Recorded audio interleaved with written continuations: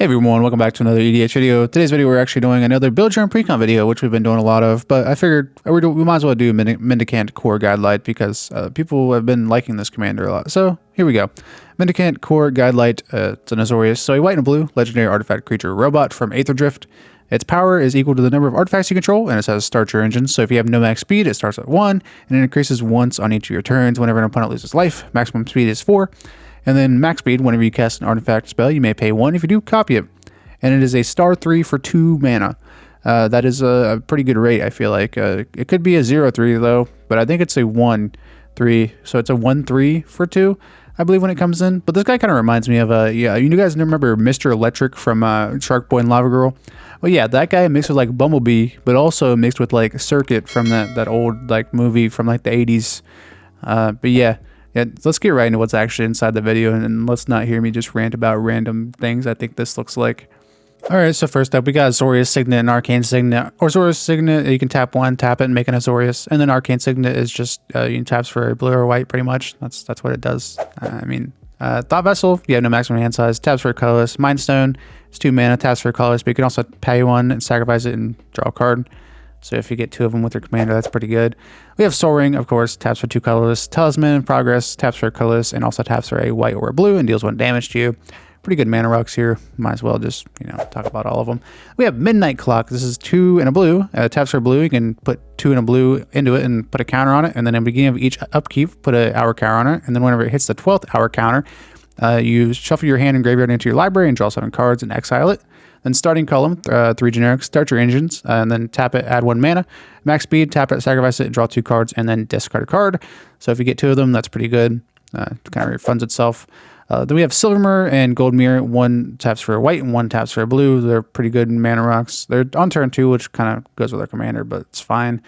Then we have Guidelight Optimizer and Ornithopter Paradise. Ornithopter Paradise taps for 1 mana of any color, and Guidelight Optimizer taps for a blue to only spend on artifact spells or activated abilities. Voyager, Quickwater, and Foundry Inspector are both 3 mana. One of them costs an extra white, but it's fine. Artifact spells cost 1 less to cast, is what both of those say. Yep. Then we have Racer Scoreboard and Jorah's Familiar. Racer Scoreboard says start your engines, and then whenever this artifact enters, draw 2 cards and discard a card. Then at max speed, spells you cast cost 1 less to cast. Jorah's Familiar, historic spells you cast cost 1 less to cast, so artifacts, legendaries, sagas, and those are historic, of course. And Racer Scoreboard, if you get 2 of those, that's pretty good. Draw 4 and discard 2. That seems like a good rate to me for 4 mana, or 5 mana, I guess, if your commander out. Then we have Wayfarer's Bauble and Solemn Simulacrum. Solemn Simulacrum enters and searches for a basic land card. Whenever it dies, you draw a card. Wayfarer's Bauble, you can sacrifice it for 2 and search for a basic land card put on the battlefield tapped. And we have some draw here. Thought Monitor enters, you draw 2 cards. And then Thirst for Knowledge, it's draw 3 cards and then discard 2 unless you discard an artifact. We have a bunch of artifacts, so we're probably just going to discard an artifact. We have Shimmer Dragon. You can tap 2 untap artifacts you control, draw a card. Voyage Home, draw 3 cards and gain 3 life, but also has affinity for artifacts, so it can cost 2. Research Thief and Sai Master Thopterus. Research Thief, artifact creatures you control when they deal damage, you draw a card. And then Sai Master Thopterus, you can pay 2 and sacrifice 2 artifacts and draw a card. But you also get a 1/1 Thopter whenever you cast an artifact spell with him. And we have Guidelight, Pathmaker, and Hole Drifter. Guidelight searches for a artifact card with mana value 2 or less and puts it in your hand. And then Hole Drifter draws 2 cards. So if you get 2 of those, you draw 4 and then search for 2. That seems pretty good with the commander, but they're 5 mana, so we have some a little bit more card advantage here. Artificer's Assistant, scry 1 whenever you cast a historic spell, so artifacts. Adaptive Omni Tool gets +1/+1 for each artifact you control. The equipped creature does. Whenever it attacks, you look at the top 6 and put an artifact from them into your hand. We have Negate and Arcane Denial. Negate, non-creature spell, counters it. Arcane Denial counters a spell, but the opponent draws 2 and you draw 1 on the next upkeep. So Perilous Snare and Division Unit. Whenever Perilous Snare enters, exile target non-land permanent opponent controls until this artifact leaves, and then Diversion Unit is basically just like our instant sorcery counter spell, and they have to pay 3. Source Placer, Path to Exile, both exile a creature. One of them gives you life, one of them gives them life, and one of them gives them a basic land. Dispatched, tap target creature, but if you have 3 artifacts, exile that creature, and then stroke of Midnight, 2 generic and a white. Destroy target non-land permanent. Its controller creates a 1/1 human creature.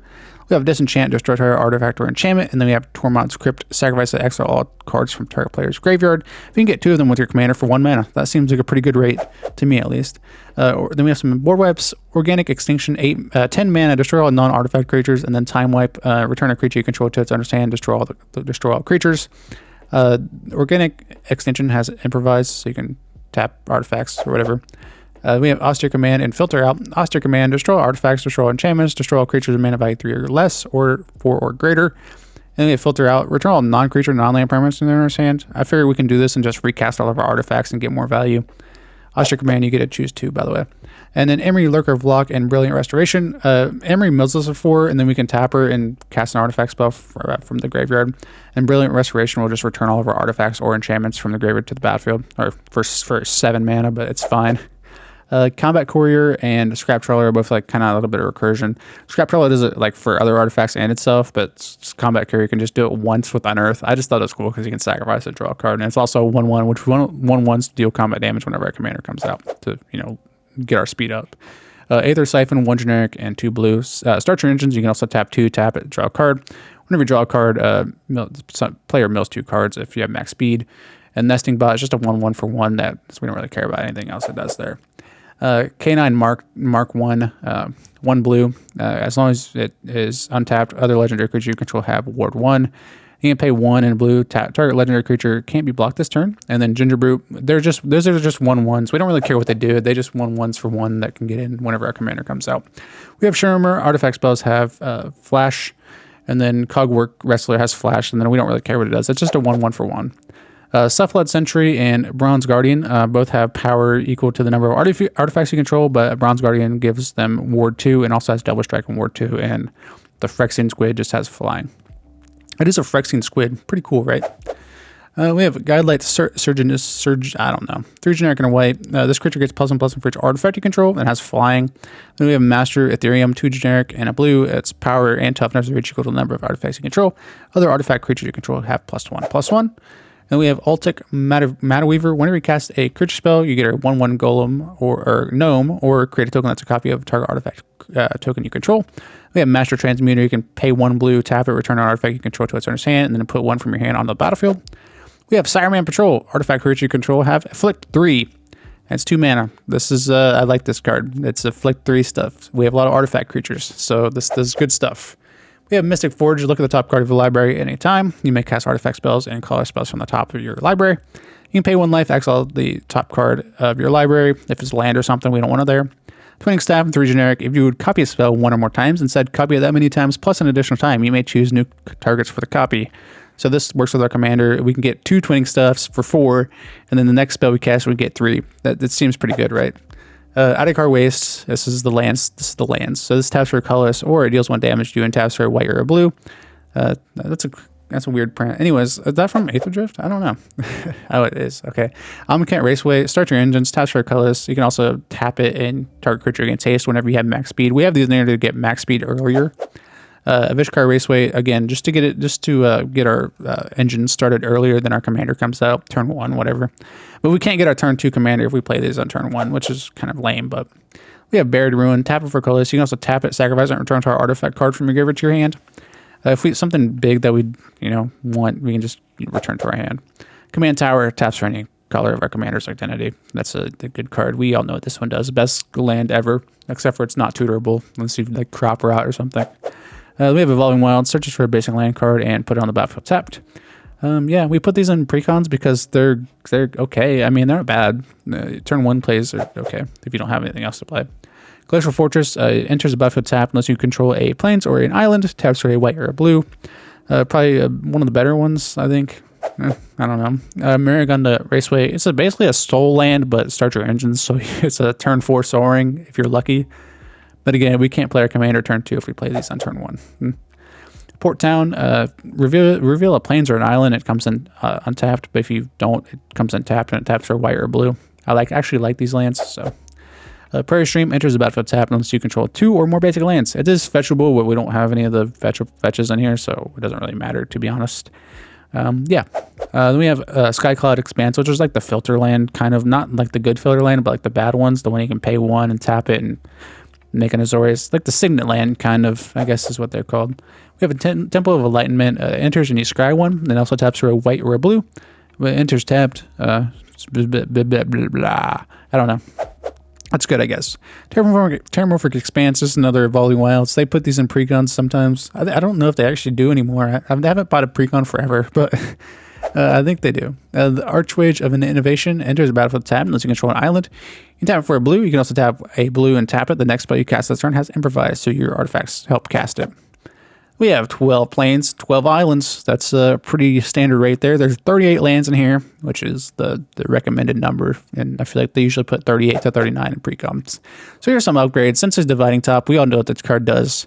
It goes infinite with like literally everything. So might as well just throw it in here because, like I said, it goes infinite with everything. And yep. And we have Vidalcan Archmage, 2 generic and 2 blue. Whenever you cast an artifact, draw a card. We cast a lot of artifacts. There's 43 in here, so there's 43 potential draws from this thing. But yeah. Then we have Urza Saga. Searches for your 1-drops, but also creates those big old constructs that care about how many artifacts you control, and we have a good amount of cards in there that do that. Not to create them, but you know.